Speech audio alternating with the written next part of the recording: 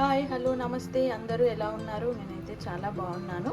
ఈరోజు నేను గుమ్మడికాయతో స్వీట్ చేస్తున్నానండి. గుమ్మడికాయ హల్వా. ఇది మామూలుగా నేను ఎల్లో గుమ్మడికాయ తీసుకున్నాను.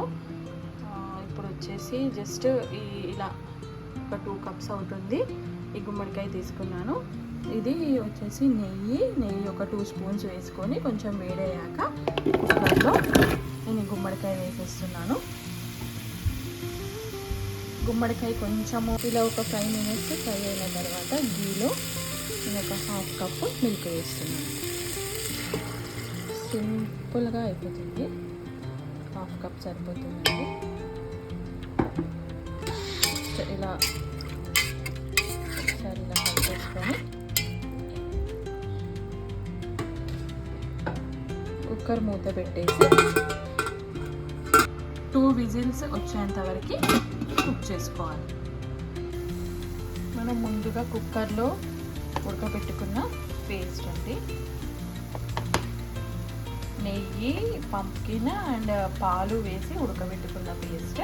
దీంట్లోకి నేను ఒక 1/2 కప్పు బెల్లం అండ్ 1/2 కప్పు షుగర్ వేస్తున్నాను.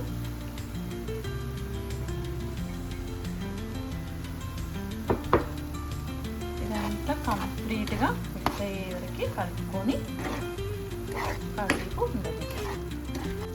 ఇలా ఈ కన్సిస్టెన్సీ వచ్చే వరకు మనం చేసుకోవాలి. తర్వాత లాస్ట్లో ఒక స్పూన్ గీ అండ్ కొంచెం ఇలైచీ పౌడర్. అంతే అండి.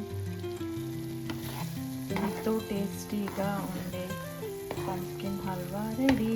గుమ్మడికాయతో చాలా ప్రయోజనాలు ఉన్నాయి. ఎండాకాలంలో కూడా చాలా మంచిది.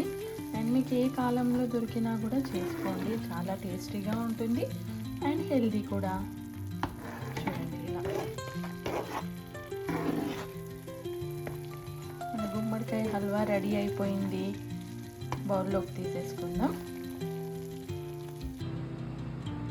హల్వా రెడీ అయిపోయిందండి. చూడండి, పంప్కిన్ హల్వా మనం చేశాక ఒక 10 మినిట్స్ తర్వాత తింటే చాలా బాగుంటుంది. చూడండి, ఇంకెందుకు ఆలస్యం, టేస్ట్ చేద్దాం మన పంప్కిన్ హల్వా. మీరు కూడా ఇలా గుమ్మడికాయతో రెసిపీస్ చేస్తారా? అలా కామెంట్లో చెప్పండి. పాలు స్కిప్ చేసుకోవచ్చు, మీకు కావాలంటే కంప్లీట్గా బెల్లంతో చేసుకోవచ్చు, కంప్లీట్గా షుగర్తో చేసుకోవచ్చు, ఎలా అయినా చేసుకోవచ్చు అండి. ట్రై చేయండి. Please like, share and subscribe. Bye bye. See you in next video with another recipe.